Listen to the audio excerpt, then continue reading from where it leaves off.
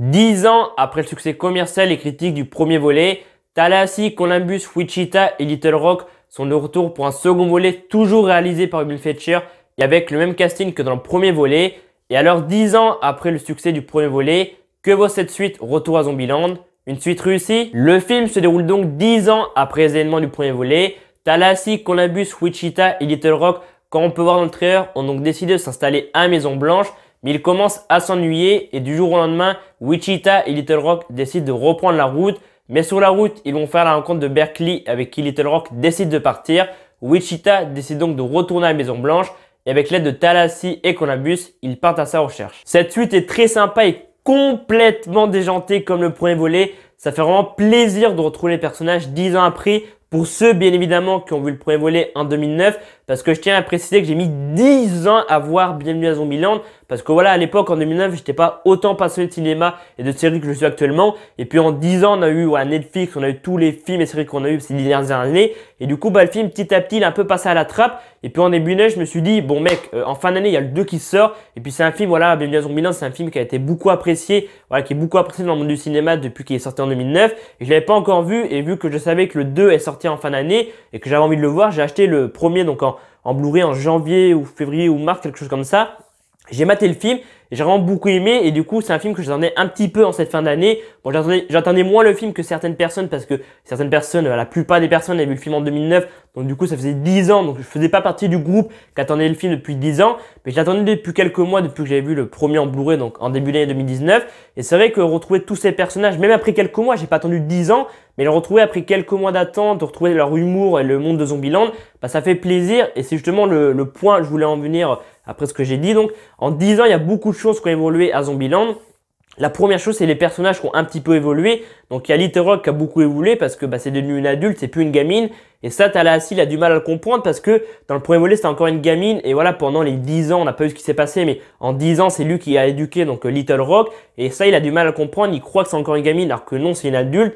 Ensuite, entre le couple Columbus et Wichita, ça se passe plutôt pas mal jusqu'à ce qu'il se passe quelque chose. Voilà, à un moment donné du film, il se passe un truc. Je vais pas vous dire quoi pour ceux qui n'ont pas encore vu le film, mais c'est un truc que j'ai beaucoup aimé et ça m'a fait plutôt rire ce qui se passe entre les deux. Et la deuxième chose et troisième chose, je vais parler de la deuxième chose d'abord. Je vais vraiment beaucoup trop vite. Faut que je ralentisse un petit peu parce que je parle beaucoup trop vite. Donc la deuxième chose qui a changé dans le monde de Zombieland, c'est les zombies. Et ça, c'est un truc que j'ai beaucoup aimé. Les zombies ont évolué. Donc on a des zombies, on a le Homer, je crois, comme Homer Simpson. Donc Homer Simpson, je crois, c'est ça. Et voilà, il y a pas mal de références à d'autres films comme dans le premier volet. Donc c'est un zombie qui avance tout doucement. Donc vraiment, tu peux limite lire un livre ou regarder un film avant qu'il arrive vers toi.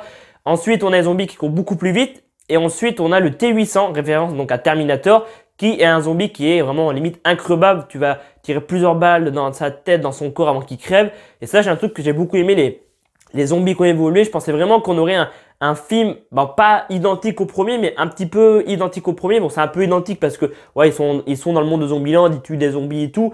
Mais il y a des zombies et tout, mais j'ai trouvé ça bien qu'ils fassent évoluer les zombies. Je m'attendais vraiment pas à ça. Quand j'ai vu les sortes de zombies qui ont évolué, je me suis dit, ah, c'est plutôt une bonne idée. Fait ça, ils ont apporté des nouveautés au film. En 10 ans, ils ont montré qu'il y avait beaucoup de choses qui avaient évolué. C'est un truc que j'ai beaucoup aimé. Et ensuite, la troisième et dernière chose qui a changé, enfin, c'est plus des nouveautés dans ce Zombieland 2, c'est des personnages. On a des nouveaux personnages. On a le personnage donc de Madison, interprété par Zoe Deutch, qui est une blonde complètement débile et cervelée qui a pas de cerveau. Et clairement, c'est un truc que j'ai beaucoup aimé dans le film parce que, voilà, Zoe Deutch, c'est une actrice que j'aime beaucoup depuis quelques années. Et quand j'ai vu le trailer pour la première fois et j'ai vu qu'elle était dedans, je me suis dit, ah, c'est cool. Clairement, je pense que ça va être un bon film. Ouais, je savais que le film allait être bon, mais c'est vrai que quand j'ai vu le personnage de Zoe Deutch, une meuf complètement débile et tout, mais j'étais déjà mort de rire. C'est vrai que dans le film, elle est complètement à mourir de rire. Et comme dit Emma Stone dans le trailer et aussi dans le film, elle dit à un moment donné, elle est toute mignonne et tout. C'est vrai qu'elle est toute mignonne, elle est complètement débile, elle a pas de cerveau, mais c'est un des points forts pour moi de Zombieland 2 parce que, voilà, elle apporte beaucoup d'humour au film. Et ouais, j'ai bien aimé Zoe Deutch dans le rôle de Madison. Ensuite, on a un nouveau personnage aussi, c'est Nevada, interprété par Rosario Dawson. Je crois que c'est ça, Rosario Dawson. Désolé pour la prononciation. Je crois que c'est ça, Dawson, un truc comme ça. Je mettrai le nom exact ici. mais je crois que j'ai mal prononcé, c'est pour ça. Donc elle est interprétée par donc l'actrice que j'ai dit, et c'est un peu une fan d'Elvis Presley comme donc Tallahassee. Ils vont bien s'entendre. Il peut y avoir aussi plein d'autres personnages dans cette suite de Zombieland. Donc ouais, j'ai bien aimé les évolutions qu'ils ont apportées aux zombies et les nouveaux personnages. J'ai trouvé ça plutôt pas mal dans Zombieland Double Trap. Et pour finir sur Retour à Zombieland, si vous avez bien aimé le premier volet en 2009 et que vous attendiez cette suite avec impatience et que peut-être vous ne l'avez pas encore vu au cinéma, je pense que vous ne serez pas déçu par cette suite. Le quatuor Woody, Jesse, Emma et Abigail fonctionne à merveille comme dans le premier volet. On rigole toujours autant, les punchlines, les ralentis avec des têtes complètement ridicules sont présentes et ils sont complètement assumés pour nous faire rire. Les clichés, les références par rapport au film, tout est présent comme dans le premier volet avec évidemment quelques nouveautés comme je dis avant, les zombies qui ont évolué, les nouveaux personnages, etc. Et clairement, ça fonctionne à merveille. Et pour moi, si vous cherchez à rigoler, clairement, voilà, si vous allez au cinéma, vous n'êtes pas bien et que vous cherchez un film pour vous faire rigoler, je pense que voilà, Zombieland, Retour à Zombieland assume complètement son statut de film comique. Il est là pour nous faire rire. Et pour moi, c'est un film sans prise de tête. On sait que voilà, c'est un film qui est là pour, comment dire, j'ai oublié, qui se prend pas au sérieux, voilà, il assume son statut de film comique pour nous faire rigoler. C'est complètement débile, mais on en rigole et pour moi ça fonctionne super bien. Donc clairement, si vous allez au cinéma pour, voilà, si vous cherchez un film au cinéma pour faire rigoler et que Zombieland, Retour à Zombieland est encore dans votre cinéma, foncez le voir et je pense que vous allez pas être déçus, vous allez beaucoup rigoler et aussi restez bien jusqu'à la scène, enfin jusqu'à la fin donc, du générique parce qu'il y a une scène post-générique qui est vraiment à mourir de rire. Je vais pas dire ce que c'est parce que sinon ce serait gâcher la surprise, mais voilà, je préfère le dire. Restez bien jusqu'à la fin du générique parce qu'il y a une scène post-générique et je vais donc là de 13,1 sur 20 à Retour à Zombieland. Et c'est la fin de la vidéo, j'espère que cette critique à vie de Retour à Zombieland vous aura plu. Si c'est le cas, n'hésite pas à mettre un petit pouce bleu, c'est toujours plaisir. Dis-moi en commentaire de ce que tu as pensé de ce Retour à Zombieland. Est-ce que tu es content de retrouver les personnages? Qu'est-ce que tu as aimé dans cette suite? Et est-ce que éventuellement tu aimerais une suite des années à venir? Pas non plus dans 10 ans parce que dans 10 ans, ce serait en 2029, ça serait clairement dans très très longtemps. Mais voilà, est-ce que tu aimerais une suite à Zombieland, à ce monde de Zombieland? Dis-moi ça en commentaire. Et moi, je vous dis à dans quelques jours pour une nouvelle vidéo. Ça sera la critique de Midway qui va être tournée juste après. Là, je vais couper la caméra et je vais tourner la critique de Midway et ça devrait sortir dans cette semaine. Ouais, ça devrait sortir cette semaine. Je sais pas quand, peut-être vendredi, samedi, dimanche, je sais pas.